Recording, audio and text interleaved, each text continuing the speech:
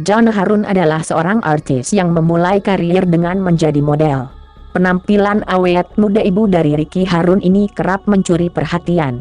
Salah satunya saat mantan istri Romy Soekarno ini terlihat mengunggah foto dirinya bersama sang cucu, Mikaela Akiza Pratama, anak Ricky Harun dan Herfiza di akun Instagram pribadinya.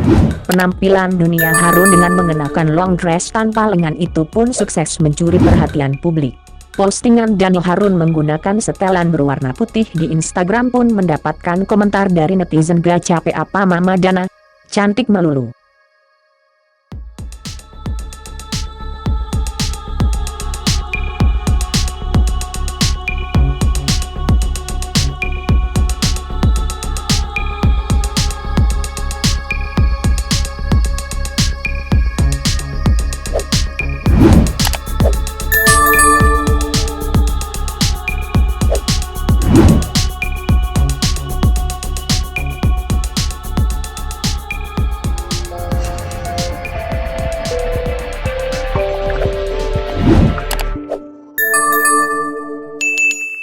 Dapatkan berita update dengan mengklik subscribe, lonceng dan berikan komentar.